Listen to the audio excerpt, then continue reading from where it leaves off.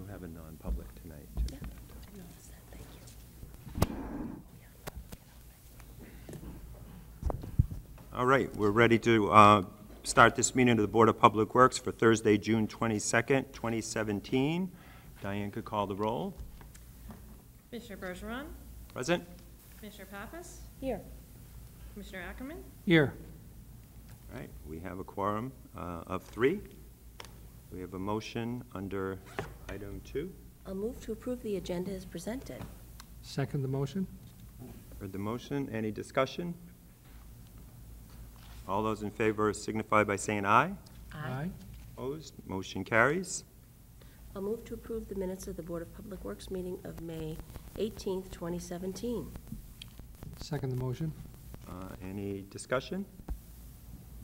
All in favor signify by saying aye. Aye. Aye. Opposed? Motion carries. Period of public comment. Anybody from the public like to speak this time? Seeing none, we will move to the waterfront plan presentation.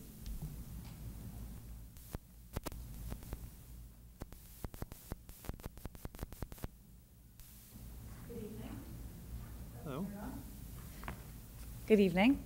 Hi, Sarah Marchant with the Community Development Division. I have a short PowerPoint that I think will be very quick for you. So thank you for having me here tonight. We are here to talk about the downtown waterfront master plan process.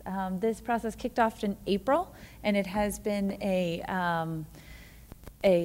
priority of the mayor's to kind of look at the downtown riverfront, what's good about it, what we could do better, and how we can use the waterfront plan and development of our downtown waterfront to really kind of promote a lot more economic development in downtown and of the whole area. So let's see if I can get this. Which way will it go? So we broke this process down as a master plan. We partnered with Halverson Design Consultants out of Boston. They're an urban design firm. They've worked on the Esplanade and some other big riverfront, waterfront projects. And also with Horsley Witten Group as an environmental engineering firm who's kind of helping us look at a lot of different parts of this area that we focused on in a lot of the environmental constraints. So we wanted to do a really big push. It's only a 3-month project. We started in April and we're ending at the end of June here. And we've been pushing out to the public as an iterative process, kind of what do we do well, what needs to be improved, and we wanted a format to track all of this data and to find a way that people can kind of really engage and go back and forth on it that is outside of public meetings. We've had a lot of public meetings. We've talked to every property owner in the area. We've been to Rotary and Chamber and a whole bunch of different groups, but we also wanted a way to kind of capture some of the public that has a hard time getting to a lot of these meetings. So we were able to come up with this website. There's the short link there. You can Google Co-Urbanize Nashua. This is actually a screenshot from a while ago of it, and it started out as this great map of the project area where people could add these pins, as you can see, and they started really as what's great, what we could do better, and people could add comments, and then you could like and dislike or thumbs up, thumbs down people's comments. You could add on to them. You can say, I think that the water fountain that's here is awesome and maybe we should add lights to it. Or, you know, the pedestrian access is no longer, it kind of stops here. I feel this isn't a great area, maybe we can add more. And so we've gotten a ton of comments here. And actually recently, as we're coming to the end of the public feedback from all the comments we got, we worked with our design consultants to kind of focus on 4 areas and kind of come up with new designs. And so now when you go to this website, you get this page instead, which has the focus areas, which I'll walk through with you here. And it says, are we doing this right? Did we get the information you said? Are we feeding this back right? Do these designs look like what you want? And we're moving into a prioritizing of all the designs. So you can pull out your phone too and check this out on your phone. It's really easy to use on your phone, really easy to add comments and do that stuff. So please feel free to do that or pass it along to others. So here's our overall project area, just for orientation. This is Mine Falls Park over here, the Mill Yard. This is the Broad Street Parkway coming in here. And then the project area goes from the edge of Mine Falls Park all the way down the Nashua River through Main, through downtown. This is the Main Street Bridge. This is the hydroelectric dam in Margaritas, and it goes past BAE down here and ends right at the Bridge Street, Canal Street Bridge. So it was a pretty big project area, so we broke it down into 4 quadrants. I'm going to go through those pretty quickly with you. And if you have questions at any time, stop me, because I know I talk kind of fast sometimes, so I just keep going. So quadrant 1 was the mill yard area, so we're focusing on, in this area, a lot of the comments and information we said is, we heard back initially was the mill yard, the Mines Falls Park is right here, and nobody knows how close they are to it if they're walking over the Cotton Mill Bridge, or how easy of a connection this could be and should be. And we really need to emphasize some of these connections. A lot of talk about better use of green space here and boating access, and how do we get better boating access. Through this process, working with Mr. Spelios, who is the owner of Millyard Technology Park, we recently entered a licensing agreement, and he's opened the boat launch there up to the public access. So that's already a win. So here's kind of a zoom in of the design of where we've gone since that initial time.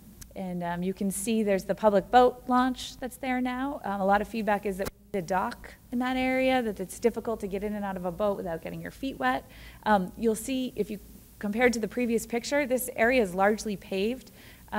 A huge pulling back of that pavement. We've been able to retain the same number of parking spaces for him, add a lot more stormwater, water quality protection in there.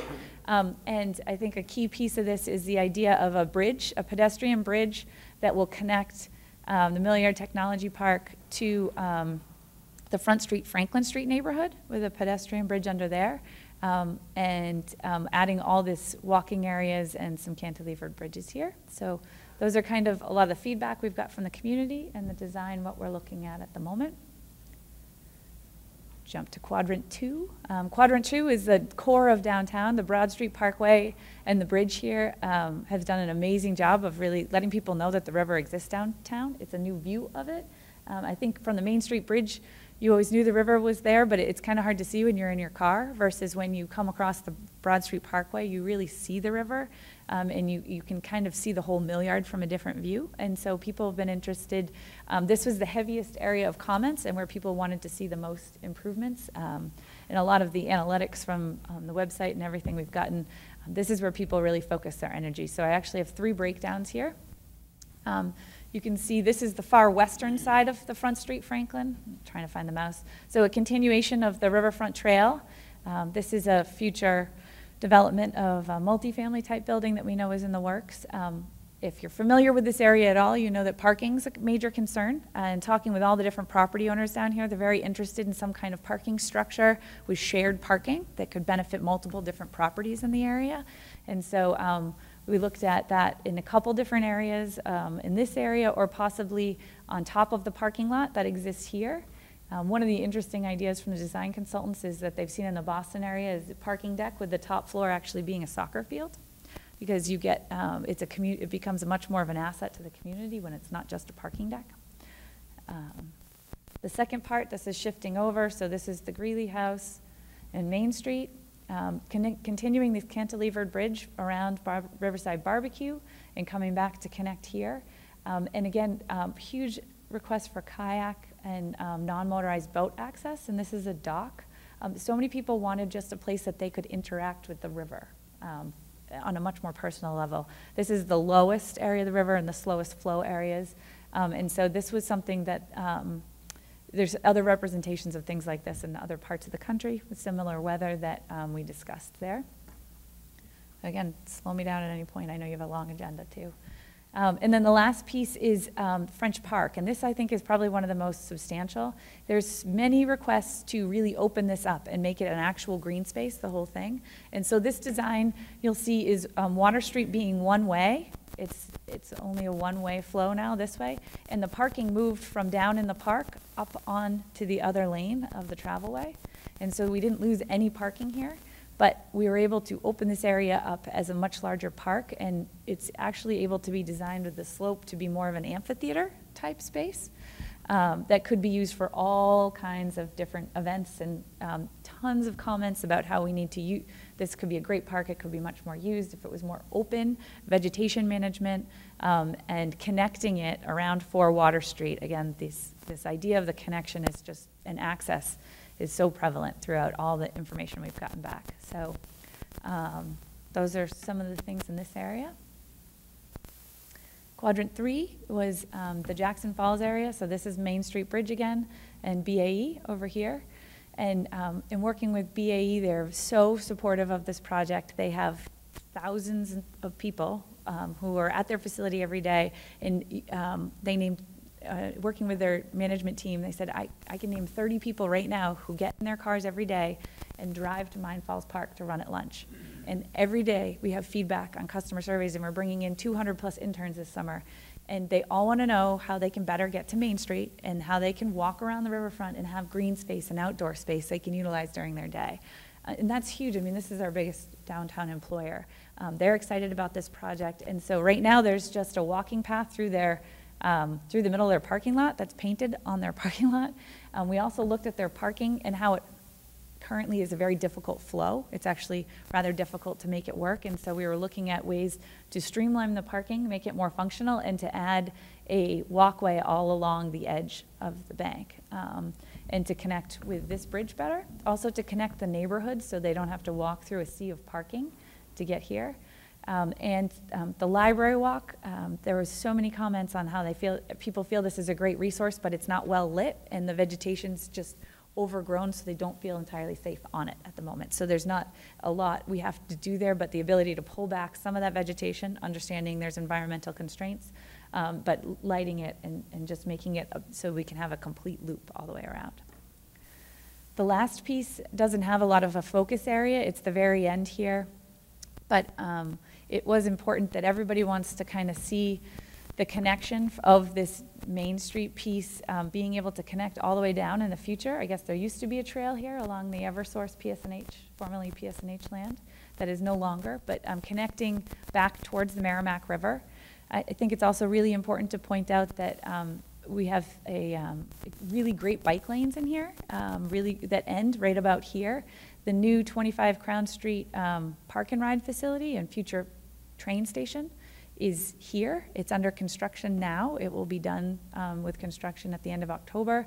And we want to make sure that we're connecting our Main Street, our downtown, and the riverfront with walking and biking paths to 25 Crown Street. So those are the major things for this area. So next steps, help us prioritize. Check out the website, put your comments in, your ideas. We have a final design public discussion next Wednesday night here in the auditorium at 6 p.m., where we'll be going over in depth a lot more of those designs of those 5 areas that we highlighted there, getting the last round of feedback from the public, and we're hoping to have a final report by the end of July, August. So that's what I got in real fast terms. So, All right, great. Just before I forget, I failed to mention we're joined tonight by Andy Patrician, Assistant Director of Public Works, Diane Thibodeau, our Administrative Assistant, and Alderman, Ward 4 Alderman Tom Lopez. Does anybody have any questions for Sarah? Really nice presentation, thank you. you're welcome. Yeah, I appreciate you coming in and presenting it to us. Sometimes Absolutely. we get things after, and then somehow it involves Public Works, and we go, what are they doing? So we're involved in our thing, so I do appreciate you coming in and presenting to us Absolutely. tonight. So You're welcome, thank you. does If you have, anybody else have any questions this evening? One just quick question. Is there any, I saw in one of the quadrants a reference to French Park. I'm assuming that's right below along Water Street ramp. yes. Has there been any concerns or feedback that if you make that all green space, that where would the farmer's market go? Yeah, actually, that's a great question, because a lot of the feedback has revolved around events there.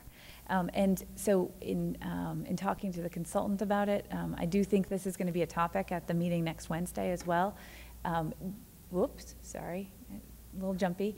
It actually would work out really nicely with the Water Street, kind of the bridge. It's almost a bridge, right? The raised area. If you pull the green space all the way back to that, the staircase going down will be very short because the land will come up to it, and the sidewalk can be a little bit wider, and then you have the one-way of travel and then the parking. So the thought is it would actually be pretty easy to temporarily close Water Street, have great access and parking right there, be able to do the farmer's market on Sunday morning for a couple hours, with access to the parking, but without access for the through traffic. So you can have the farmer's market right there and hopefully better tie it to the riverfront and to Main Street that way. And with the parking, Water Street would become a one-way? Is that what part of it? That is the current idea, yep. From where the former Avery's is to the, To Main Street. to Main Street? Okay. Correct, yep, you'd be heading to Main Street. Yeah. Thank you. Yeah.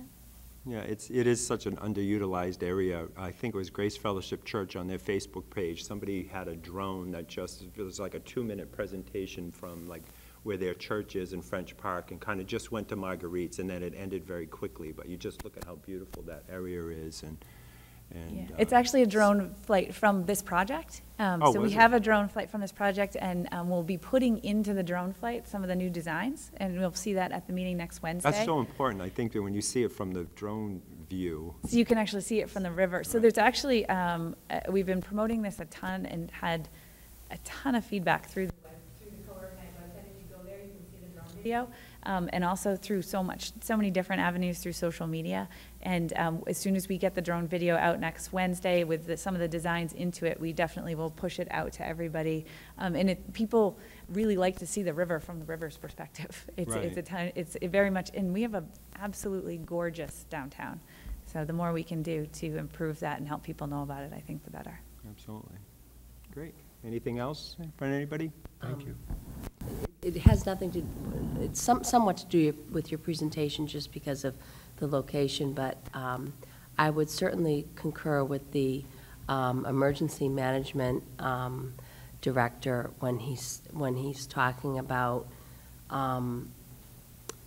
the condition or lack thereof for the rail, and I think that could, I think if we could either get that upgraded or for them not to use it. It's like once or twice a week, we don't have that many trains through. And I think that recent derailment, for folks, this doesn't have, for folks who ever go down by, at the end of Lock Street, there's a trestle bridge by, Yeah. pardon me?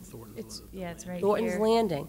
And it looks Oh, like it's Thornton's ready to Landing. fall over. Yeah. And, you know, although technically I get that it's not the city's land, but to me, it really looks like a safety hazard, and having trains break down in the middle of Main Street is not a great thing either. So I think this is a great presentation, but in thinking about this, I liked that suggestion from our emergency management director. I think he was spot on. And you did a great job in your presentation. Thank you. Thank you. Anything else? All right, great. Well, thank you so much for coming in. We Thank you. appreciate it. Yeah, you did a great job. All right, great. We're going to move on to the engineering department. Do we have a motion under letter A? I move to approve the residential and commercial wastewater service permits and fees submitted. Second the motion? Motion has been seconded. Any discussion? All those in favor signify by saying aye. Aye.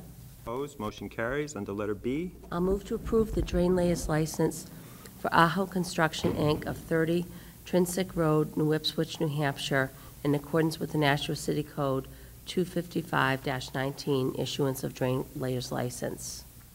Second the motion? motion's been seconded. Any discussion? All those in favor signify by saying aye. Aye. Opposed? Motion carries. I'll move to accept the retirement of Richard Haberman, CSO Technician Inspector, effective July 10th, 2017. Second? That's been seconded. Any discussion? Anything? We thank him for his service. He's worked for the city for quite a while. Did you want to? We'll want you for the next thing anyway, so you might as well join us.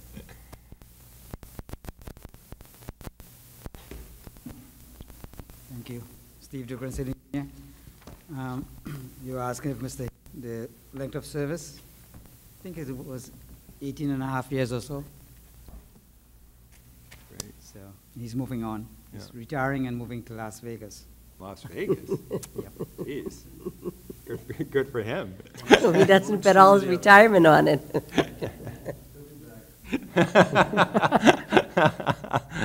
Well, that's great. Well, we thank him for his service. Absolutely. I believe, we had a motion and a second. All those in favor of accepting the retirement signify by saying aye. Aye.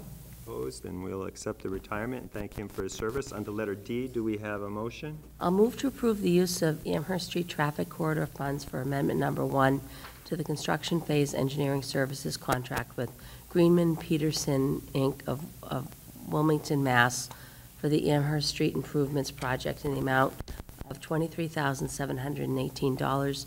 Funding will be through Department 160 Admin and Engineering Fund Trust, account classification 55 other services. Second the motion? Motion's been made and seconded. Any discussion on this, or Commissioner Ackerman? Yeah, thank you,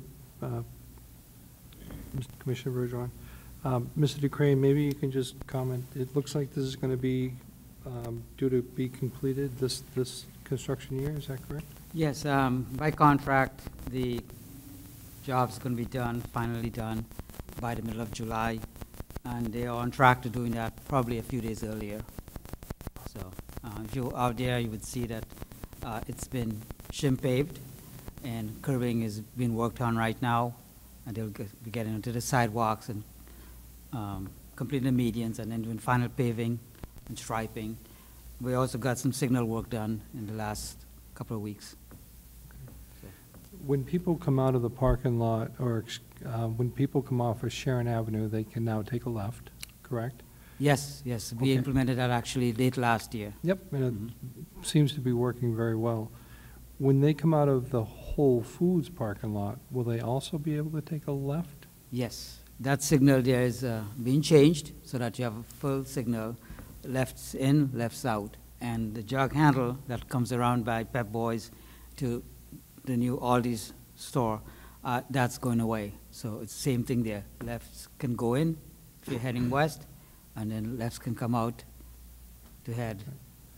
And, No, lefts can go ahead and, and the other. is that ju- right, right? Yeah, no, I understand, thank you. Yeah. And the other jug handle, as we know, which is right in front of the Burger King, will remain, is that correct? That will stay, and if you wanted to get rid of that, it means a significant amount of right-of-way taking. There simply is no land left because of Burger King, the way Burger King is situated, as well as Ruby Tuesdays. You need a lot of land from them in order to construct a full signal, and so that is a very difficult situation. And we think with this change, when fully implemented, we'll see a great improvement in traffic flow and traffic operations.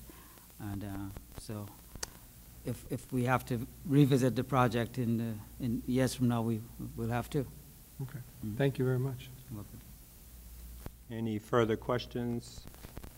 I told people there's no way it's going to get done before mid-July, so I'm delighted to hear that that is the case.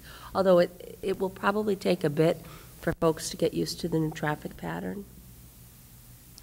Right? Yes, I think so, yeah. We'll have signs out there informing people of the changes, and so they will be ready for that. And the signage is pretty clear. Sorry? The signage is pretty clear there. Well, right now during Yeah. construction, Well, but obviously, in yeah. the future, we'll, as an opening day, we'll have the message boards Okay. indicating traffic changes. Yes. Right. To be honest, I didn't know the city owned that many orange barrels up on Amherst Street. Those are probably mostly the contractors. Okay, thank you. Any other further discussion on this motion? If not, all those in favor signify by saying aye. Aye. Opposed? And the motion carries. Under letter E, do we have a motion? I'll move to approve the hardship request from Hayner Swanson, Inc. of Trafalgar Square Realty Trust of 2012 to excavate for installation of utility services for a fourth subdivision at 135 Manchester Street. Second the motion? And the motion has been made and seconded. Any discussion, or is anybody here to present or questions? Commissioner Pappas?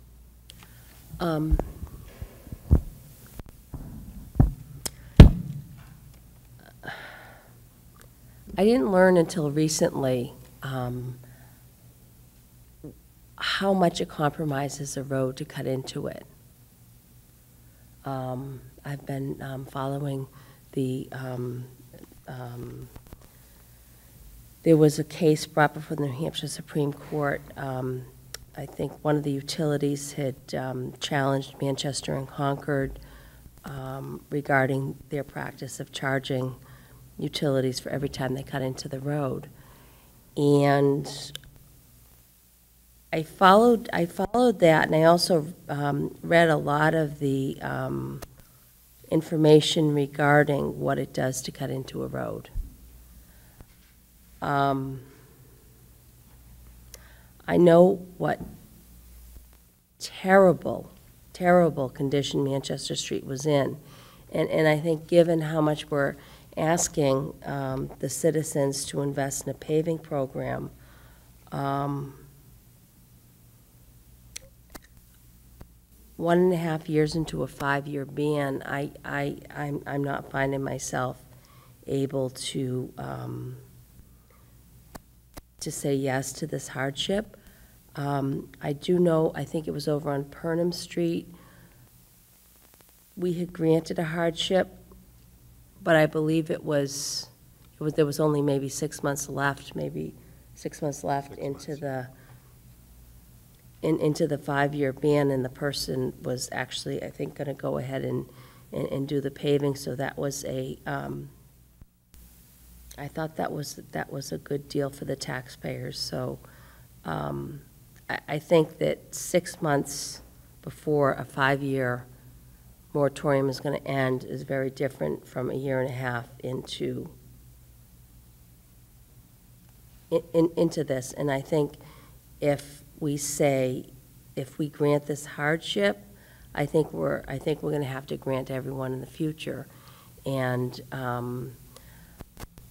most folks really would not think that having to fund paving via a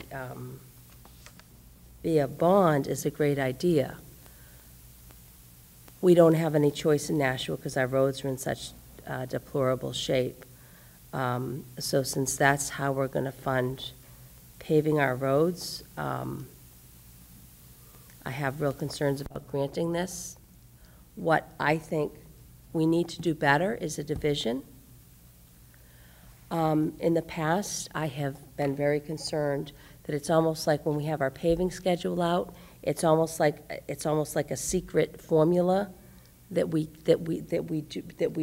do not publish to the public, and I think we do have these rules. I think these rules need to be far more publicized, and I think that we need to be very upfront with our paving schedule so that folks don't run into this issue. So I feel really badly for the applicant. I'm not sure if there were any other options available. The other hardship I was thinking that we had said no to, there was, it was a different situation because the road, I think, was over 10 years old. There was a single mother who was actually going to move into a duplex, and she had gone ahead and gotten a, the furnace wasn't working, and so she was going to switch to gas. There was gas on the street. And even though the road was like 10 years, I think that she was asking not to have to pay a huge fee, but her hardship order was denied. So I think we need to be fair, and I think we need to be fair, and I think we need to be consistent, and those are my thoughts. Thank you. Any other further discussion? Commissioner Ackerman? Thank you. Mr. DeCrane, I'm not familiar with this particular section of Manchester Street. Am I correct in assuming that if I read everything correctly, somebody bought a parcel of land, is now subdividing, and we're putting 4 new homes into it? Is that correct? That is correct. Okay. And secondly, in one of the paragraphs, it mentions about the property owner is willing to dedicate some land in front of their property for a sidewalk. Is there no sidewalk there now, today? What happened there is that there is an existing sidewalk that the city installed, and during the survey for the development, they discovered that sidewalk crosses over the property line. So the applicant is willing to dedicate the additional right-of-way, so the sidewalk entirely sits in public right-of-way. Okay. And although I do agree with Commissioner Pappas with her input tonight, a question for you is, many times, not so much on this particular location, but many times I've seen, and it might not be a developer developing a piece of land, but places along Amherst Street have been dug up, and I realize Amherst Street isn't a freshly paved, and it's on our long-term plan here. But are you comfortable with what you proposed here through your memorandum here, with this in terms of potential damage to the street and how it's going to be repaired afterwards? So the fact that I've been with the city for a long time and I have personally worked on the ordinance that gives relief in the form of, the waiver of, I am deeply familiar with what has gone into it. Prior to me becoming a city engineer in 2004, the prior city engineer had worked with time to change the restoration requirements for patching the street, simply because it was kind of very, the standard was not that good at the time, and so we ended up with what they call it a quilt of patches in the street, and so a lot of hard work went into redoing this ordinance. And in fact, Commissioner Pappas talks about the case that was just won by the cities of Manchester and Concord, where they have a fee from the utility companies that goes towards the degradation of the street. We had considered a fee too in putting this ordinance together. So there was a fee that was considered. There was a stricter restoration requirement in the form of how wide it was going to be. At the time, the trench, the wide trench, to restore it and a foot on each side. At the time, that was pretty much the standard, following what the state did, what a lot of communities did. What the city came up with, what we in the engineering department came up with, was to go out 3 feet on the east side. And the reason for that is simply this. When you cut a trench in the street, you have what's called a slope area. As you go down, there's several feet. From that point, come up, the gravels and the soil side of the trench get weak and fall in. So a foot of a cut is not enough, because you're not cutting back with weakened soil. We determined that a 3-foot in all directions would take care of that slope area. We did have a lot of resistance after the ordinance was passed in 2004 from Pennachuck Waterworks and from Liberty. At the time, they were like Northeast or Energy or something like that. And but saying that it was too strict, other communities was what the state did at the time, which was a 1-foot overcut. Well, we stuck to it. We asked them and said, if you come back and prove to us that something less than what we're asking for is better, then we will reconsider it. And to this day, they haven't been able to. Concord and Manchester have since increased their overcut to a 2-foot overcut. And when we compare our typical trench repair for, say, a gas leak, we are getting about 80% more in terms of restoration. So 80% over what Concord and Manchester are doing. I think covers that potential slope failure. So I've said to this board before, maybe when Perham came up and probably before, that our patches last quite a bit longer than did before. What we see happening is the street around it. I believe, and I've talked to my staff, the degradation, continued deterioration of the streets around the patches, not due to the patches, but due to the natural aging of the street. Prior to now, we've not had enough paving dollars. Most years we got $1 million a year, and so 2 years ago we went to $2 million, and now $7.5 million. $1 million for all those years, near enough to take care of the streets. So there was this natural and here. But our patches have done well. I mean, I don't have good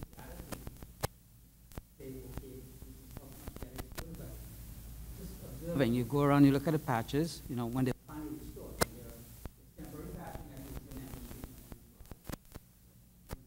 Come back and patch back. Those patches, they last a long, long time. So, yeah, to answer your question, I'm comfortable in our resolution as we have them. But what you have before you tonight is a request into a 5-year street. The difference in the street that's beyond 5 years is this. In restoration, the person who's cut has to now mill and overlay the street 20 feet in each direction. Get rid of that small patch look. Pretty much give a new look to the street. That in itself is for aesthetic purposes. And so when it's done, you're not going to have new street. And it does have light in the street too. I mean, if you cut into a 4-year-old street, you are increasing whatever the patch is. You'll be adding back those 4 years that you started with. So I'm pretty comfortable in this. But it's up to the board to really decide whether to allow this, because it requires this board. Right. Oops, sorry. You want to continue, Commissioner Ackerman? As they cut into the street, would it be possible, and I don't know how to read this chart, maybe it's right in front of me and I don't know, but would it be possible to cut in 2 places so that it's not looking like 4 patches? It would look like 2 patches in front of each of the properties? Okay. Or is that decided by the utilities? I think in the end, I think in the end we would not see that just one because of the overlaying. And Do you want to come up and join us? Sure. State your name for the record, please. My name is Jim Metropolis. I'm a civil engineer with Hayner Swanson, doing business at 3 Congress Street in Nashua, and we're representing the property owner here and made the request. Three key pieces to the request. Our client purchased this property from an older couple person, and they weren't familiar. I'm sure they were notified, but they weren't familiar about the moratorium. My client purchased it without that knowledge. Second, finding out in the survey portion of the project that the sidewalk was not in the right-of-way. We wanted to do the right thing and dedicate the land to get it in the right-of-way, and that's where it should be. And then third, sir, with regard to your question, we're proposing across the entire frontage, after we trench in for these homes, to key in on both ends about a 360-foot length, and then mill and fill on top of the whole thing. So we don't end up with pieces of trenches across the road. We end up with a very tight seam on one end of the frontage and a very tight seam on the other, so that the road will seem seamless in its work, yes. All right. Commissioner Pappas. So if we deny this, is there a way that the property owner can still get the work done?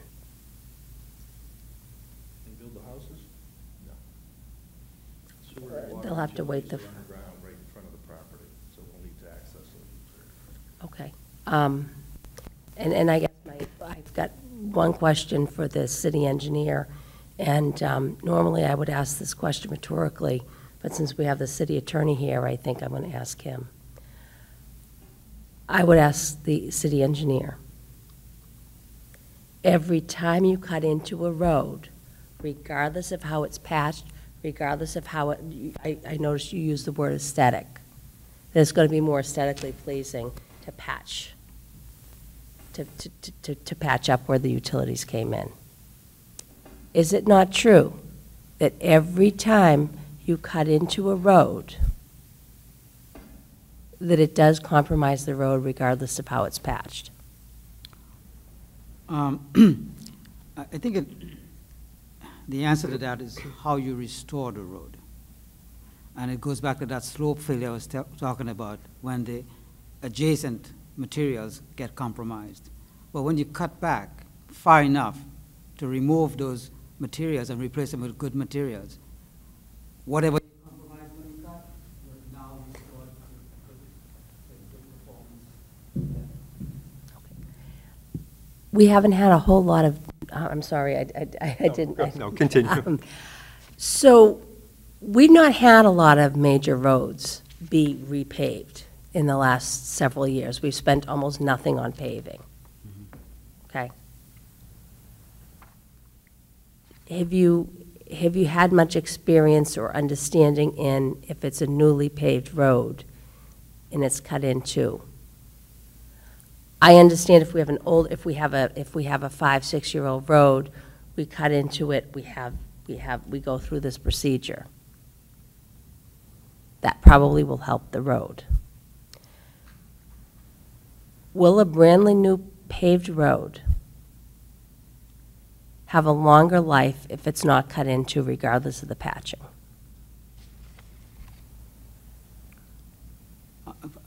For the most part, if we continue to restore the street per the standard, there are times when we may, the inspector is not there, something might be missed, but for the most part, I think we will get back at least the performance of the newly paved road.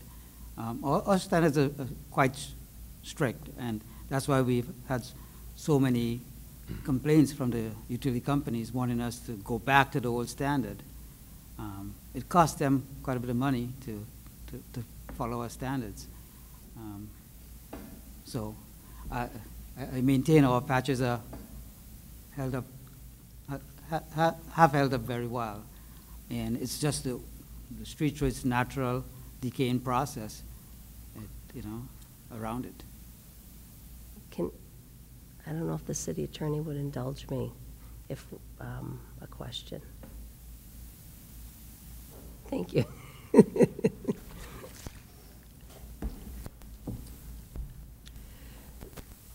So my question would be, thank you so much for indulging me.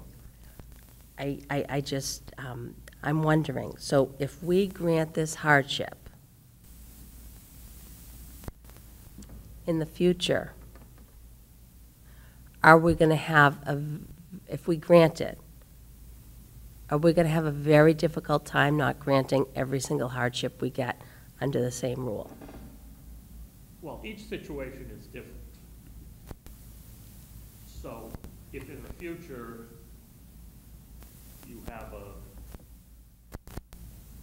roadway is different, the roadway is newer or older, you're dealing with people with completely different circumstances, one would expect you to take all of these things into account. Certainly it would be a legal issue if you had a bad motive in denying someone. Certainly all the usual bad motives on things, ethnic origin or religious or sexual orientation or those kinds of things, if they were taken into consideration, that would raise legal issues. If you were to deny someone else a hardship because of the nature of the situation being different, because the road was less than a year old since it had been repaid, or because this was at a particularly difficult intersection, for example, if we were talking about, you know, right at Manchester Street at the Henry Burke Highway, and it was going to interfere with traffic on both streets, or, you know, for whatever good and proper reason that was different from this situation, I don't see that you have a legal problem in recognizing those differences. Certainly up to you, and it would sort of be natural to, once you allow one person to say, well, what's so different about the next person? But that's not really a legal issue, that's sort of your judgment coming into play as to what is fair. And that's perfectly appropriate for you to take into consideration. And people's memories get short. I mean, people get sick of serving on these boards.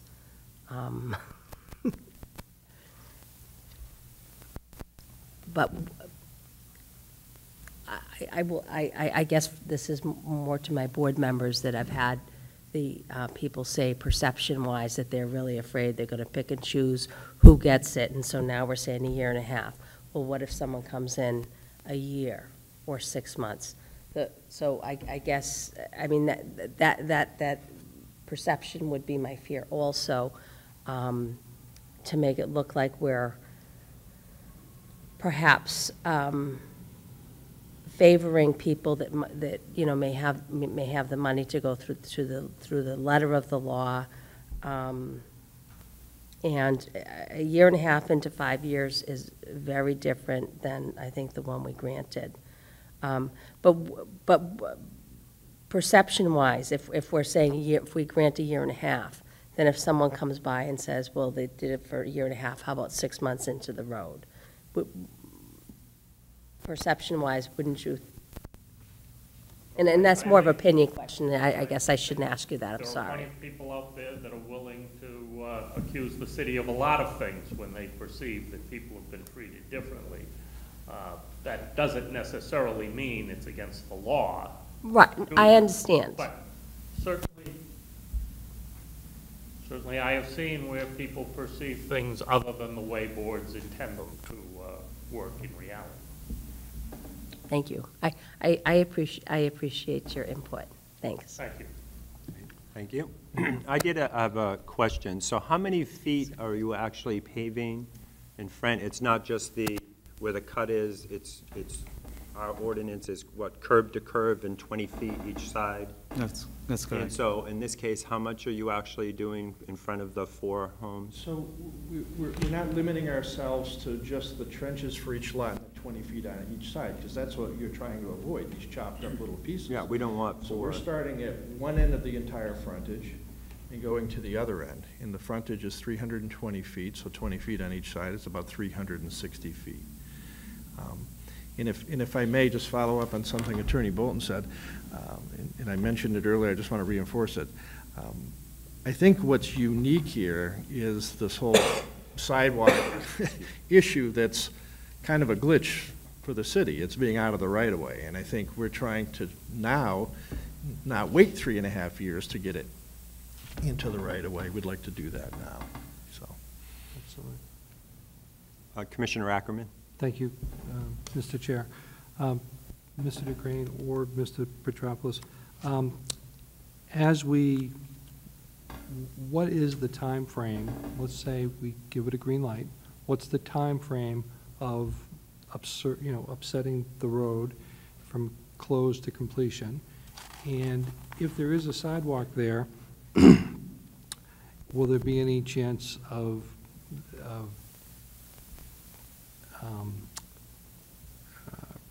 destroying the sidewalk, or is it just going to go completely Sure. underneath? Sure, if I may, Steve. To answer the first part of your question, I think the hope would be to perform the utilities and get out of the street as soon as possible. And I'd like to hope that could be done late July, early August. Those trenches, as you trench patch, as you know, as you rebuild the trench, you want that to sit and settle and compact. And I think it's 60 days or so to get that compaction. And then we'll come in and overlay. So it's our hope, sir, to finish that in the calendar year this year. Okay. With regard to the sidewalk, you're correct. As you develop a piece of road frontage lot subdivision, as you're penetrating the sidewalk with driveways and utilities, you're disturbing that whole sidewalk. So that 360 feet of frontage that we have is also getting 360 feet of new sidewalk. Very good. I do have, I'm raising my hand, I'm chairman. I do have a question in regards just to our own internal policy for the city. So somebody comes in, the purchaser of this property, or prospective purchaser comes in, generally they'll go upstairs and they're gonna, you know, pull the file on, what is it, 135 Manchester Street. Do we have anything anywhere that, up there that we explain to folks right from the get-go that this road is in that 5-year period? Do we have a list of streets or an ongoing list that we're gonna have going forward? Because Commissioner Pappas's point, as we move forward, like this year, we're gonna do 31 streets we're paving this year. And so there's another potential, you know, for folks. You know, and it can be as simple as even people just converting to gas, you know, they have an oil heating system, the oil heating system needs to be replaced, I'm gonna convert to gas, and then they find out they can't do it. And so I guess my question is, but more so for the developers, like, so these folks purchased the property, and it's only a year and a half into the road, so that's very new street. And they didn't know. What is our, and I don't know if you're the right person or who even here to ask, what is the policy upstairs when folks come in? Are they informed of that? Okay, so upstairs means downstairs here? Downstairs. Okay. I was on the wrong floor coming up here, so Andy can tell you. I was going to the wrong floor. Well, I don't think I could provide a full answer, but what I can say is that we do maintain a 5-year list of streets, and obviously it changes every year. Some streets drop off and some come on. With regards to anybody who wants to work in the street, they'll have to come to our office and pull up a street opening permit, and they will learn whether the street's in the 5-year list or not. But Mr. Petropoulos could probably speak on behalf of a developer, because I... Sure. Yeah. Representing land developers in the city of Nashua, we try to check the list and try to educate them and make them aware. It didn't happen in this particular case. It was too late. Our client had already purchased the property by the time he knocked on our door. But we try to stay active, and I'll give you an example. We had several projects on West Hollis Street, west of the Turnpike, last year. We knew West Hollis Street was slated to be paved, and we had several clients that did not have approved projects but had some slightly larger properties that, working with the city engineering department, we punched in utilities to get out of their way, and I think that was a prudent thing to do. We kind of buying green bananas for our client because he's building utilities out without an approval or without a project, but it made a lot of sense to protect that road. So we do try to inform our clients as best we can about the list. Sure. So I think the point, Commissioner, you're making is if people do check downstairs, maybe we should make that list available to them.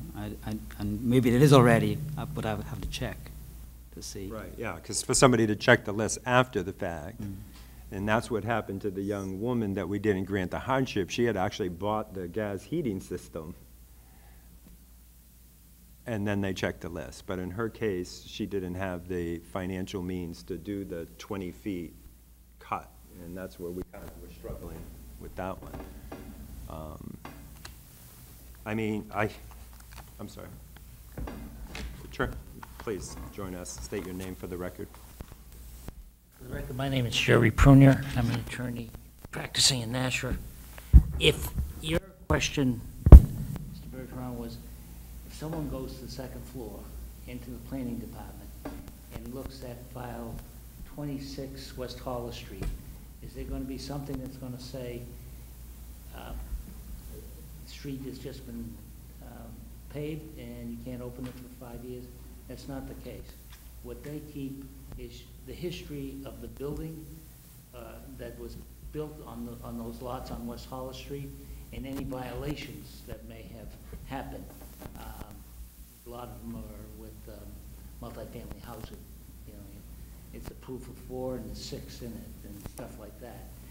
There's nothing in the second floor if you don't, you know, ask the right person. If you go to Mr. Dukran's office, however, you're going there to get a street opening permit, and you will find out fast that there is. Right. There's a notice. So it's where you're looking for. And in this instance, the people bought the property, not subject to development or something. Well, a developer would probably buy it subject to, and then would learn as they're going through to the planning board, we got a problem here. So that's not the case. They learned afterwards that was what was the case. We learned a lot of things like the sidewalk and other things. But here we're trying to, as Engineer Dukran has said, try to make it so it is as close to a new street as possible. We're going from one end to the other. We're not just trying to patch the trench on each side by 20 feet. We're going to do the whole street, sidewalk to sidewalk on each side, the whole length of the street in front of the development. So that for all practical purposes, with the heating in of the asphalt, you won't see it as not a new street. It won't be a patch street. Great. Any Commissioner Pappas? Well, you know, it's almost like signing a contract and then asking advice afterwards. But to Commissioner Bergeron's question, I think that we should find out a way so that folks aren't stuck in this situation where they purchase the property and then, You know, you're right. In how you could do that,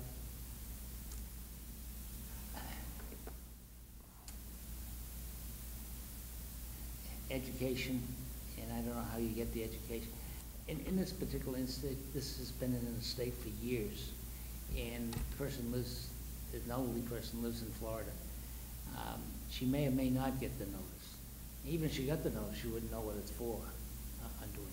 The city engineer's office tries to do as best they can in giving the notice, but it's a difficult situation. right, but whoever purchases the property, I mean, I would never think of that myself. So I guess it's more incumbent upon the city to figure out whether the city engineer's office works with upstairs in City Hall or downstairs in City Hall. I think that's really important because this is a lot of money that we're going to be spending on this paving project. And You bring up a good question, Ms. Pappas.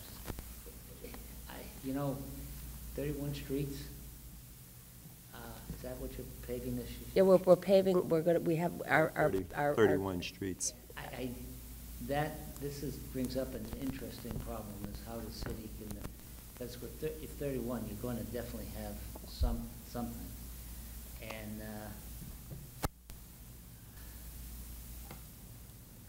I'm just trying to think of it while I'm here, and I don't know how you solve that. Yeah, well, that's where I'm going, that's where I was going with my I think we questions gotta as well, figure is how do we something do a out. better job of educating folks like yourself, and, you know, are in that business, attorneys, real estate agents, developers. They probably don't know it till after the person Well, you purchased don't know the it till after property the anyway. fact, Yeah. you know? So here's a case where somebody did purchase the property, and now they don't know. So for us, not, you know, I agree. If we grant the hardship, then it's going to be hard not to grant a hardship going forward for a property that's, for a street that's only a year and a half.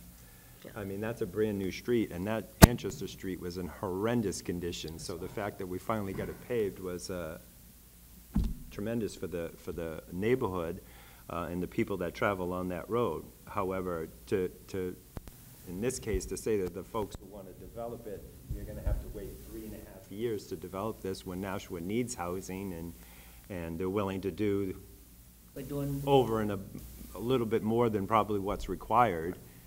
We're saying mea culpa, you know, it's our fault that, you know, there wasn't more, you know, if they had come to, as Jim said, if they had come to him first to ask that before buying the property, or myself, one of the first questions I ask, has the street been done?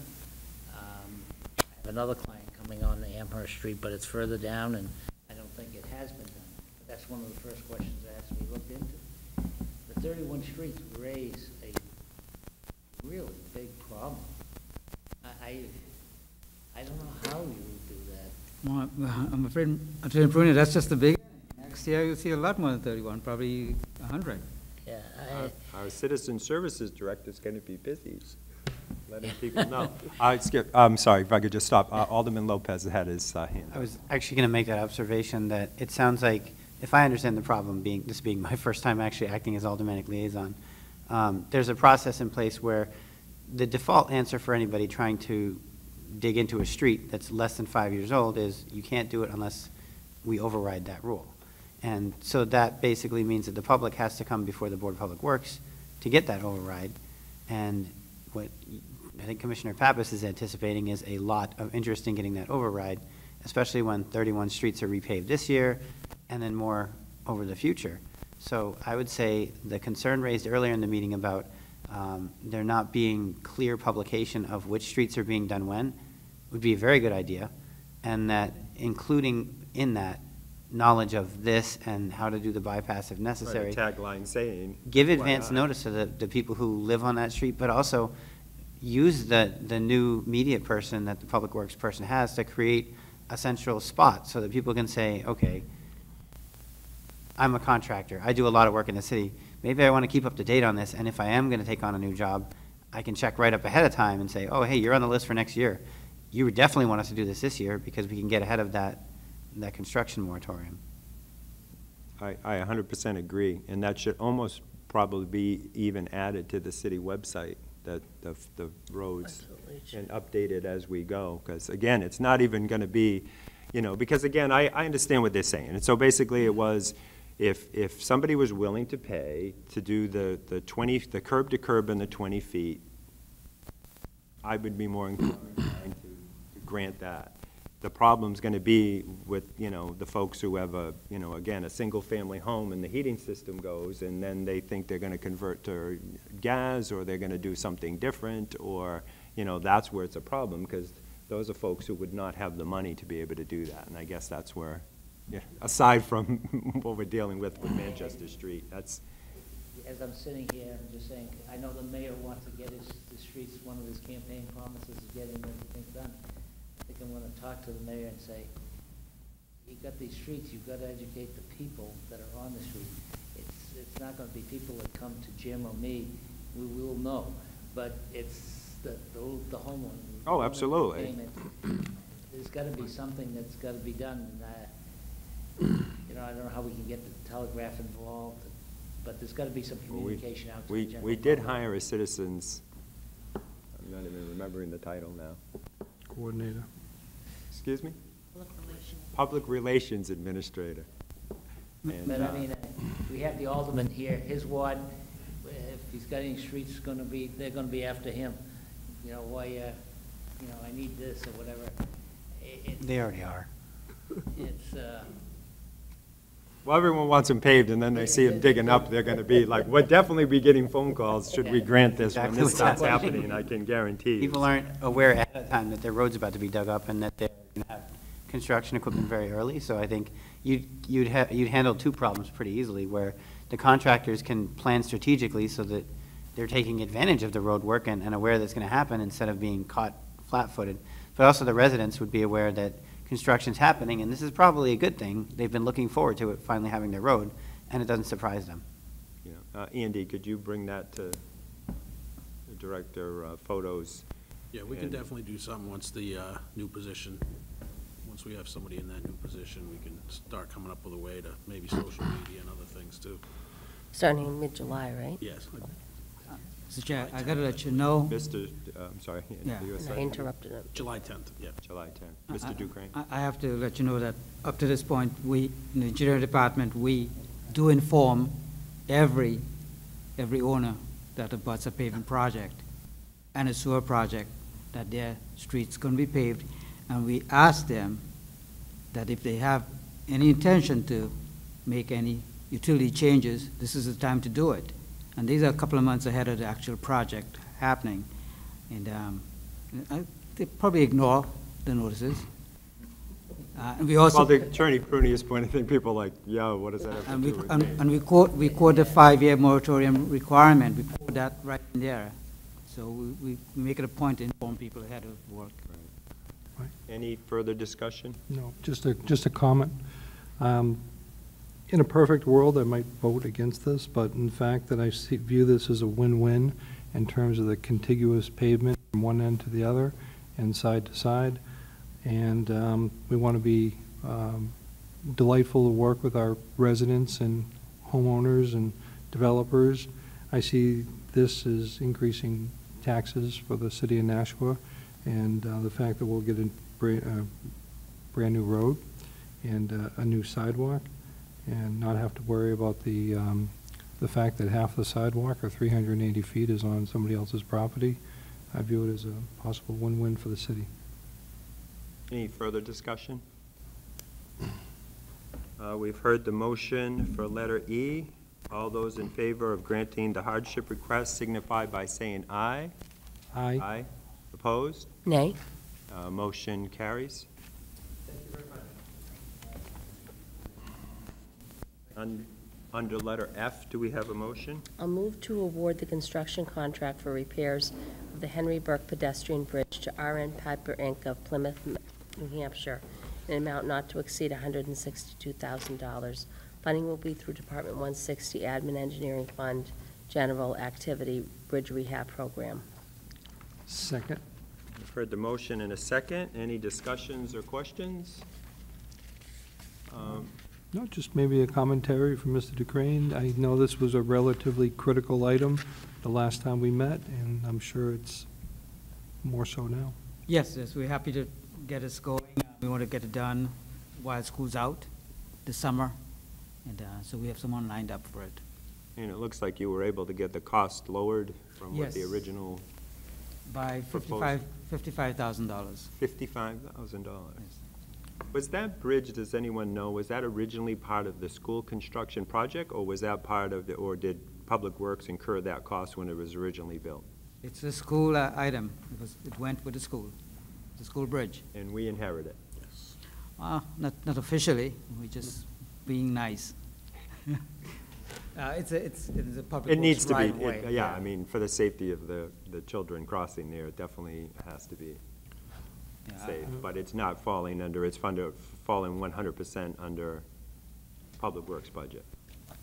This means, the school department does the cleaning and snow plowing. removal. Yes. Any further questions, Nope. Commissioner Ackerman? Yeah, thank you, Mr. Chair. Mr. DeCrane, I know that where the Pennachuck Middle School lies is a lot of fields for kids, for recreation, things like that, particularly in the summertime. Do we have plans to have an alternate route for these kids to cross the highway, or will the bridge not be completely shut off to their access during that time frame? Well, so we chose the summertime to do this because of the school. We did not consider those activities that you speak of. Okay. People can cross at grade on Henry Burke Highway. It's signalized, so you have the opportunity to cross there. If it's heavy pedestrian, then we'll have to figure out how to make that crossing safer. I don't think they use that much in the summer. Any other further discussion or questions? That's a If good not, question. we've heard the motion and had a second. All those in favor signify by saying aye. Aye. Opposed, and the motion carries. Under letter G, Accept and place on file the distribution of the final version of the 2016 pavement management study by Santec Consulting Services, Inc. And we have received that. Any questions by anybody in regard to the updated version? None? All those in favor of accepting it and placing it on file signify by saying aye. Aye. Opposed? And that motion carries. Under wastewater department, do we have a motion? I'll move to approve the use of warrants as presented. Second? Any discussion? All those in favor signify by saying aye. Aye. Opposed? Motion carries. Under letter B, I'll move to approve change order number 1 for the purchase of the polymer from Polydine of Riceboro, Georgia, in the amount of $40,369. Funding will be through Department 169 wastewater fund, wastewater account classification, supplies and materials. Second? and that's a second. Any discussion or questions? Just a quick question. And I know that we have many vendors of different items, including this one here. And is this the closest provider, supplier of this particular item in comparison to New Hampshire? So, Could you just state your name? I'm sorry, Noelle Osborne, Plant Operations Supervisor. So throughout the country, if you will, there are only so many polymer providers, and this is the closest one with the product that works the best for the best price, the City of Nashua. Thank you. You're welcome. You've heard the motion. All those in favor? Aye. Aye. Opposed? And the motion carries. Under letter C, I'll move to approve the contract with Borden and Remington Corp. of Fall River, Mass. For the purchase of chemical ferric chloride in the amount of $20,000, funding through Department 169 wastewater fund, wastewater account classification, supplies and materials. Second? heard the motion in a second. Any discussion? The next few contracts that we're purchasing is part of the consortium, basically? Yes, yes, And so all these go out to bid, and these are the lowest prices Correct. that we possibly could get? correct. Okay. All those in favor, any further discussion? I'm sorry. All those in favor signify by saying aye. Aye. Aye. Opposed, motion carries. Letter E, I'll move to approve the contract with Borden and Remington Corp. of Fall River, Mass. For the purchase of chemical sodium hydrochloride in the amount of $130,000. Funding will be through Department 169 wastewater fund, wastewater account classification, 61 supplies and materials. Second? second. Any discussion? All those in favor? Aye. Opposed? Motion carries. Now we can really go to E.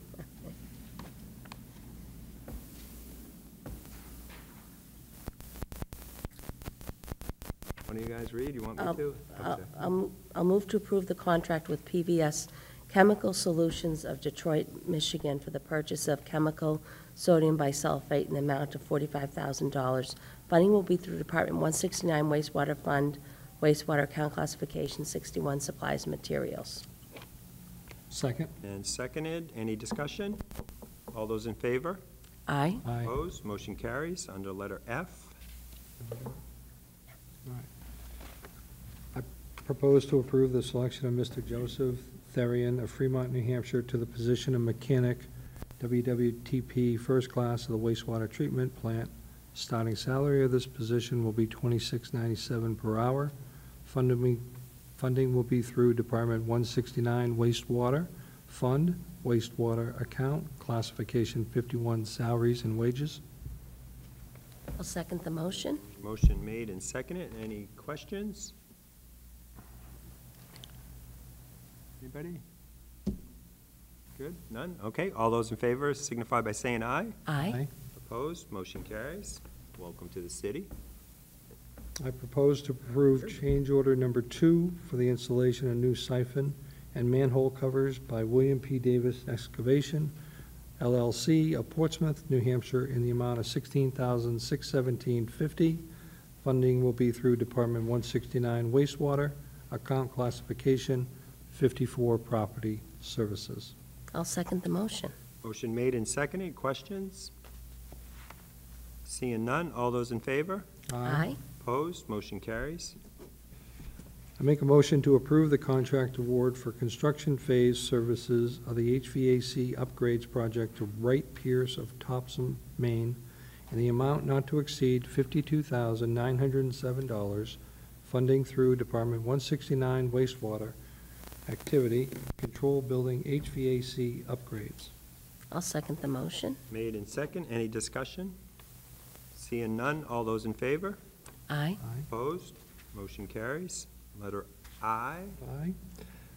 I move to approve the contract award for the final design phase of the pump station upgrades to Woodward and Curran of Portland, Maine, in amount not to exceed $461,569. Funding will be through Department 169 Wastewater Fund, Wastewater Activity, Pump Station Upgrades. I'll second the motion. Motion is made and seconded. Any discussion? Commissioner Ackerman?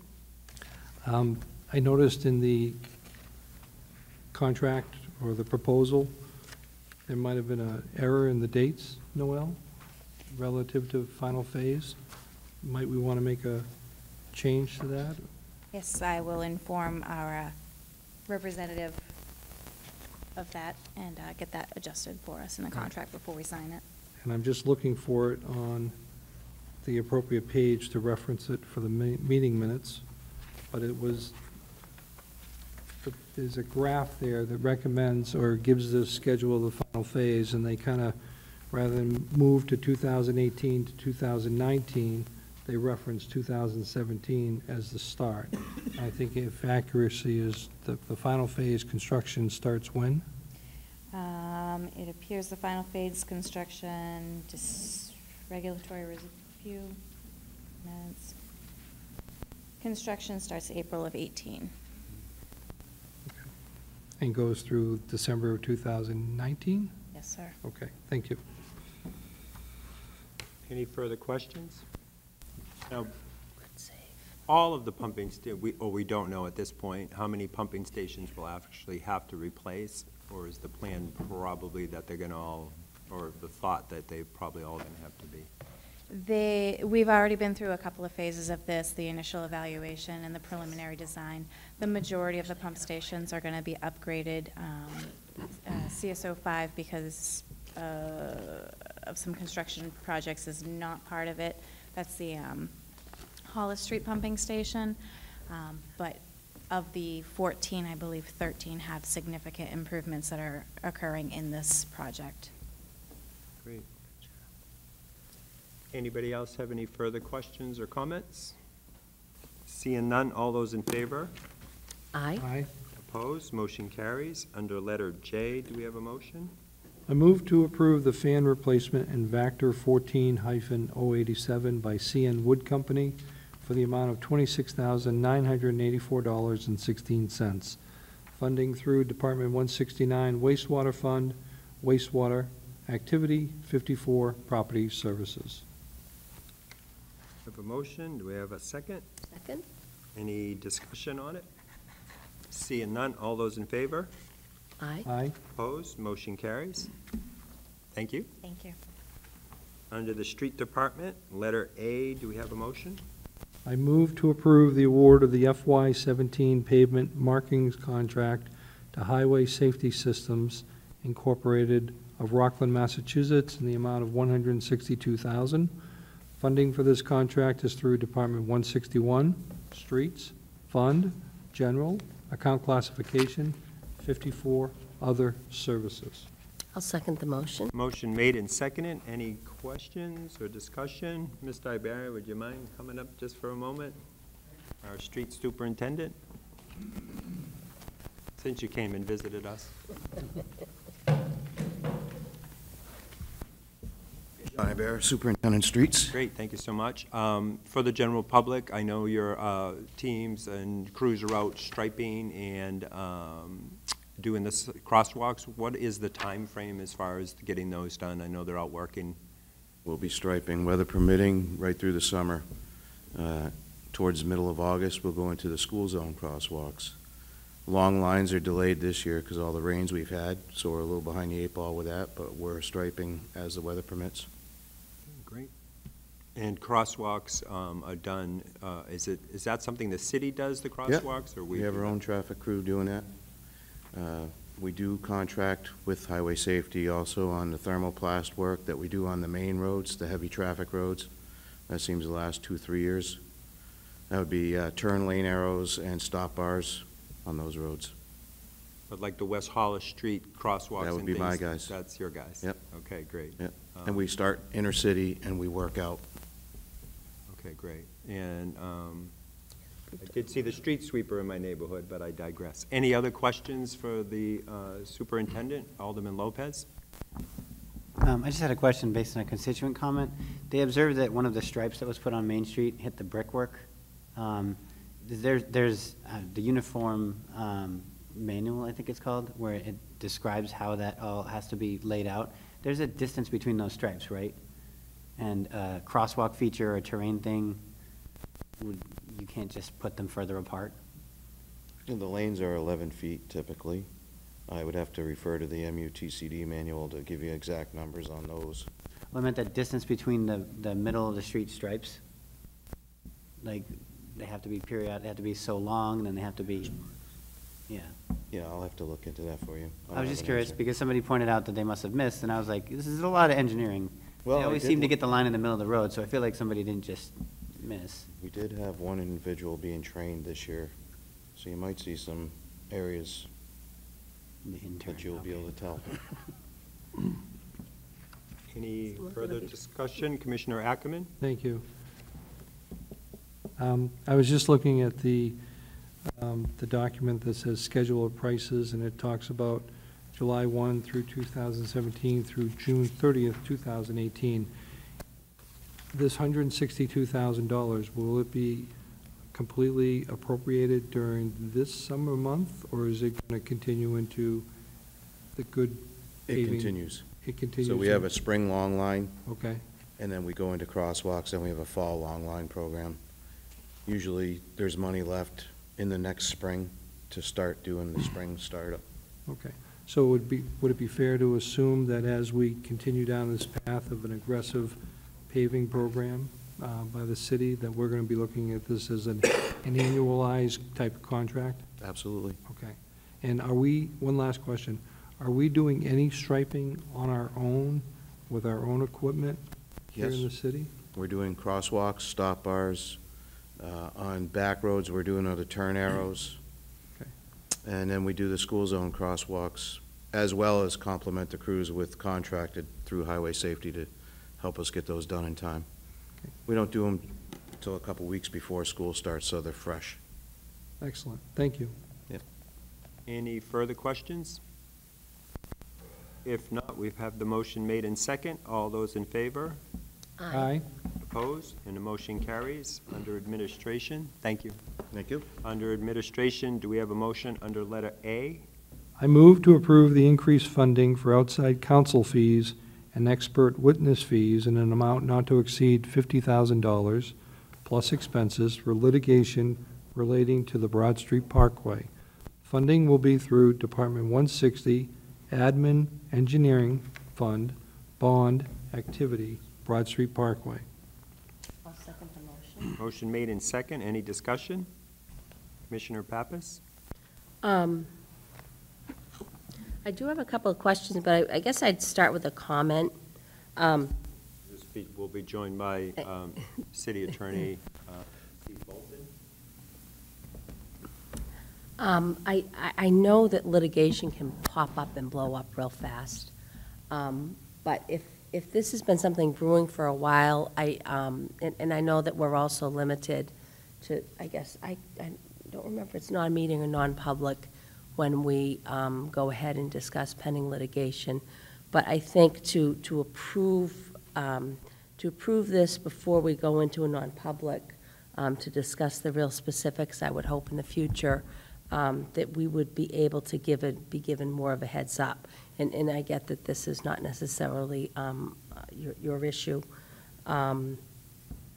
It's just kind of more of an issue, and I don't know how other people feel about that.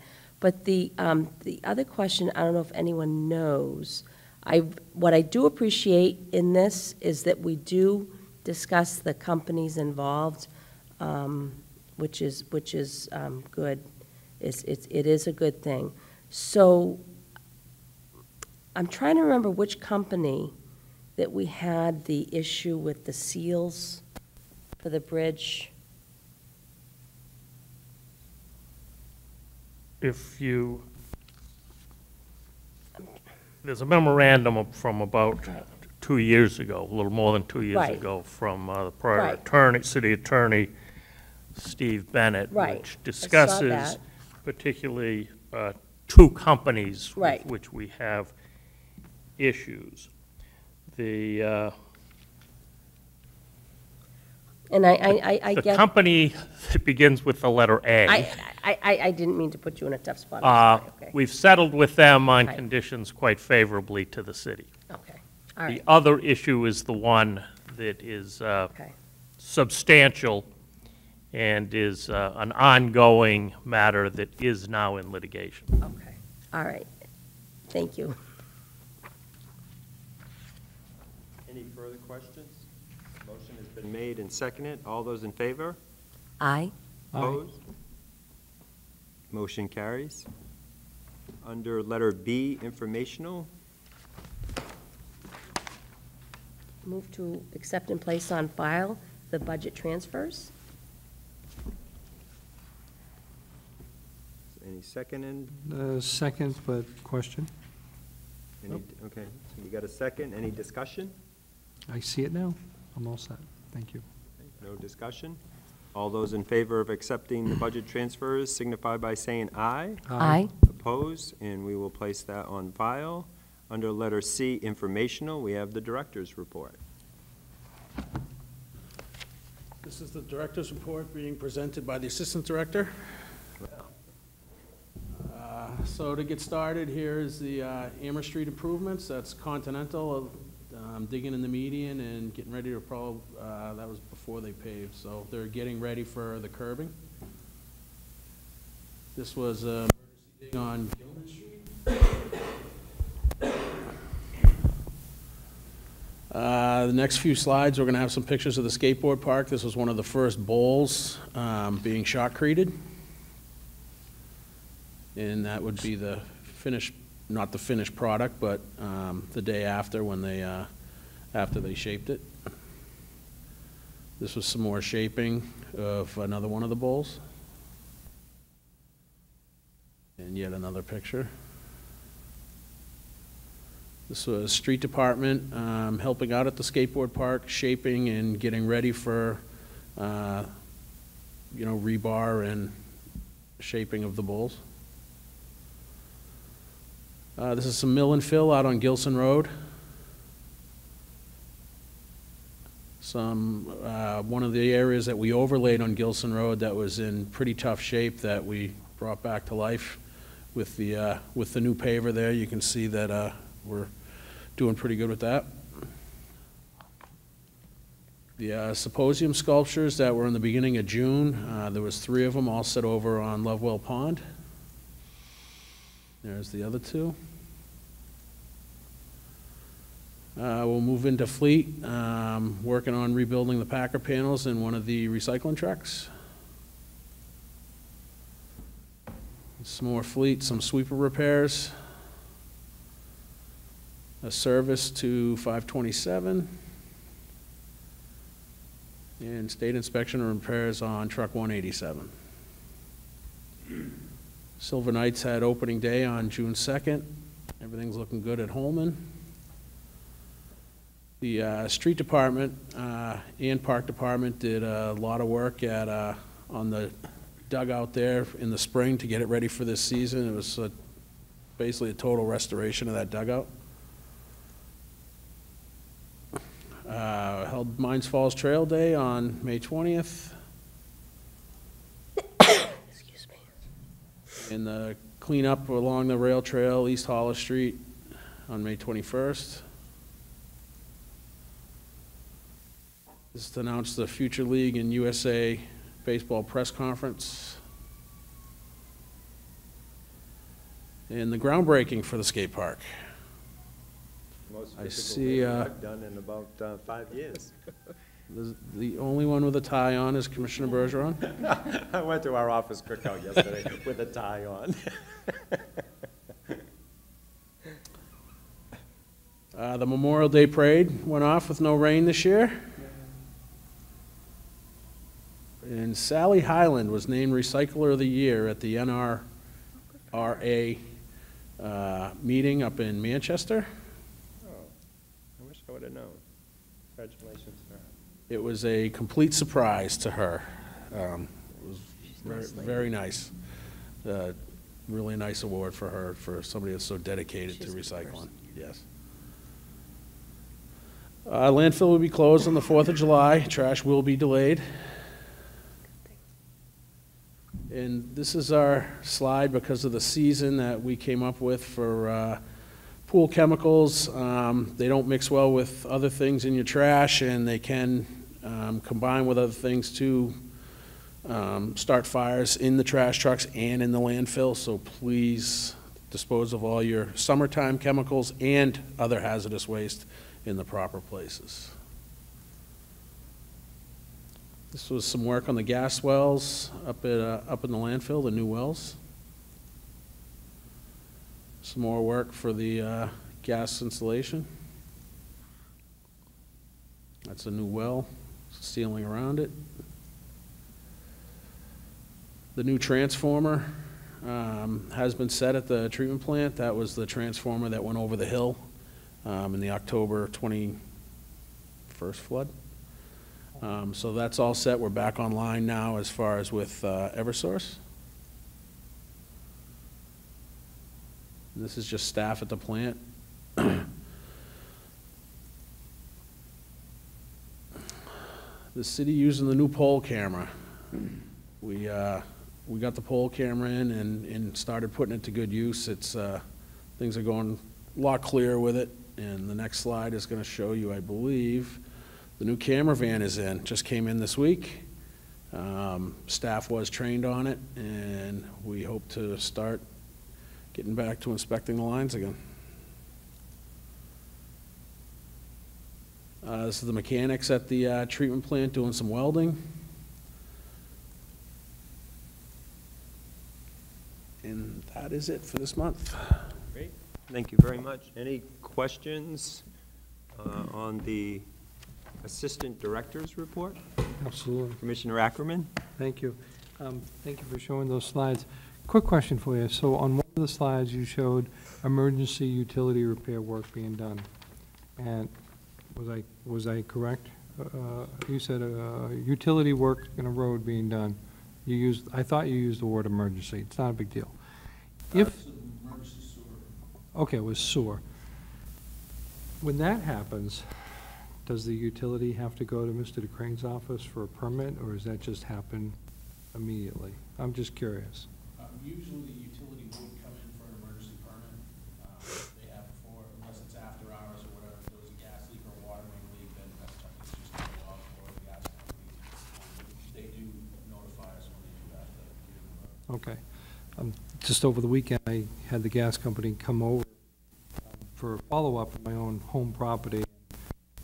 They did a remarkable job. They found a second leak in the course of 45 days, and I was afraid that they were going to have to go through my 40-foot retaining wall to go out to the street, but fortunately there was a thing there, so I was just kudos to them. They do a great job. And they brought in the Penachuk, they brought in the electrical within 45 minutes of being on the property. It's amazing how I had a backhoe in my front yard just in case, but they had like 10 people there in about 45 minutes. So it was remarkable to see them in action. And the other thing is, I noticed the truck is blue. Is that by design for that van truck, or? Wastewater is always blue? Okay. Excellent. Looks beautiful. All right. Thank you. Any other questions? Alderman Lopez? I noticed that the sculpture symposium pieces were moved by DPW. Is DPW also working on the tables that are placed around the city? That I am not sure about. The sculptures, the bases were done by DPW. Mm-hmm. the symposium themselves set them and does everything. We just put the bases in. I heard something about the paper mache dragon and projects like that being placed by DPW, and I've had constituent concerns raised regarding the table in, I can't even remember the name. It's the square over by the Leighton House. Railroad Square. Railroad Square. And these particular constituents are veterans, and I felt like City Arts Nashua placed it too close to the Veterans Memorial. And I know that I've reached out to 2 of the board members and I haven't heard back, and that one of the veterans spoke directly to the mayor last week, so I just wanted to find out if maybe everyone was talking to the wrong party. So I'm not sure whether DPW has any say in that or not. As far as where the tables are placed? Yeah, I mean, I think the veterans concerned would be happy if they moved it like 20 feet away. Yeah, I could certainly look into that. I'm not sure who is placed. I just don't want any vigilantes, you know? We can look into that. All right, thanks. Any further questions? Commissioner Ackerman? Yeah.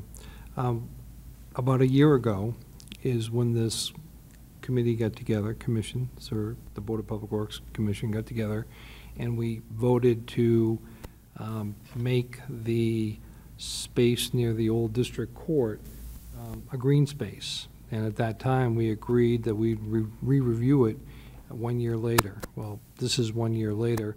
I didn't know if maybe we could consider having that a topic of conversation at our next meeting. That's all.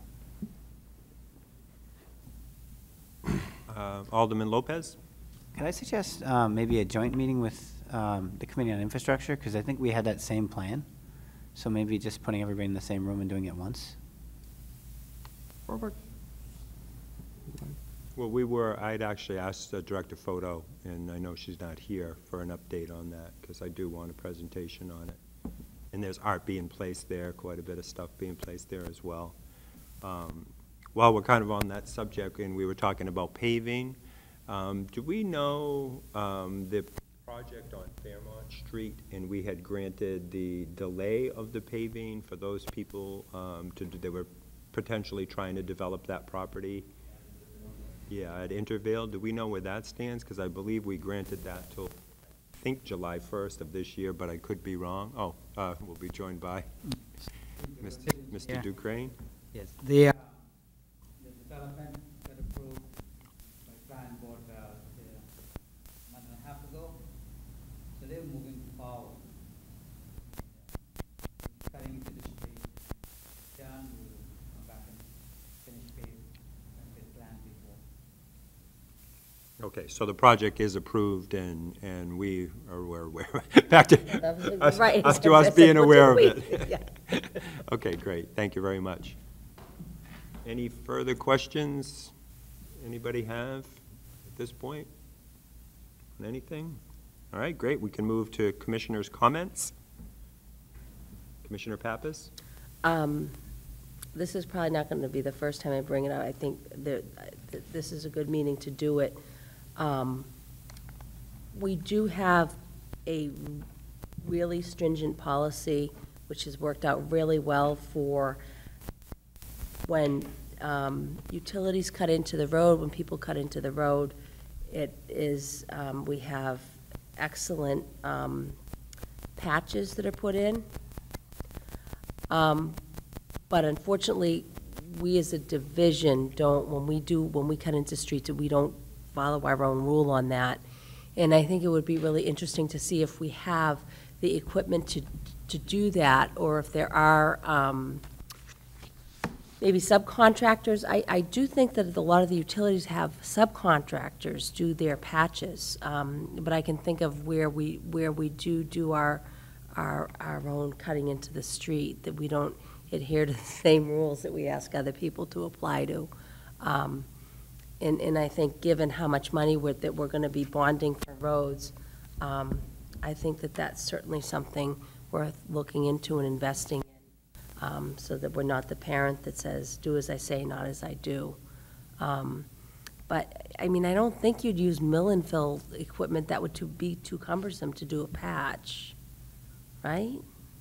Yeah, I mean, one of the things that we do, the catch basins in the manhole covers, most of the catch basins are on the side of the road. It wouldn't make sense to cut out into the lane in a small, we're staying in a small confined space where the utilities, when they're out there and they're digging, they have a big trench where, they have to go past the trench to do their overcut. We're not opening up streets unless we have a sinkhole. At that point, or something, if there was a sinkhole or something like that, we do overcut back and try to make it a nice restored patch rather than just filling the hole. Right, but I do think, for example, if you go down Cushing Ave, we put in a new sidewalk and we did curbing. And it's a really lousy patch, and it's the whole street. That's just the standard when you do curbing. Unfortunately, the city doesn't have the money to overcut for, that was like 900 feet of curb, I believe. It's just next time the street would get paved is when that would get taken care of.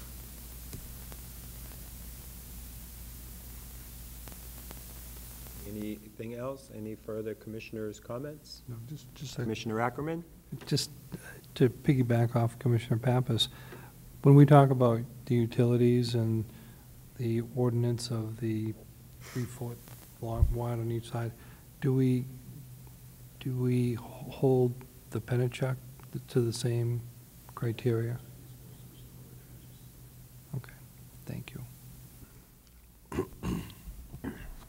Anything further? I would just say I would agree. It was difficult to think of a 1.5-year street in the precedent we're setting by approving that. However, every case is different, as Attorney Bolton said, and in this case, these particular folks were doing the 360 feet, and I would hate to see them not be able to develop that property for the 3.5 years, but I certainly understand where we're at, and we're definitely going to have to move forward with a better system of getting the word out to people as we go ahead and spend $37.5 million on paving. So, but on another note, it is summer fun, and we have summer fun brochures. So anybody who looking for summertime activities, a lot of things going on in the city, and most of those activities, I would say almost all of them are free activities. And so that's a good thing, a lot of things going on in the city, so check the city website, or certainly local stores and all the city locations have the brochures. And then July 4th celebration, of course, and fireworks is always a great event as well. So anything else from anybody? Make a motion to adjourn? We are actually, Go to a non-public. we're actually going to make them All right, so which do I read in the top line. Okay. Yep. So, this is a motion to move out of public into non-public. I move by roll call that the board go into non-public session pursuant to RSA 91-A:3, 2E, consideration and negotiation of pending claims or litigation which has been threatened in writing or filed against the body or agency or any subdivision thereof, or against any member thereof because of his membership to a body or agency, until the claim or litigation has been fully adjudicated or otherwise settled. You've heard the motion. That has to be done by roll call. Diane could call the roll, please. Commissioner Bergeron? Yes? Commissioner Pappas? Yes. Commissioner Ackerman? Yes. Great. We are now in non-public.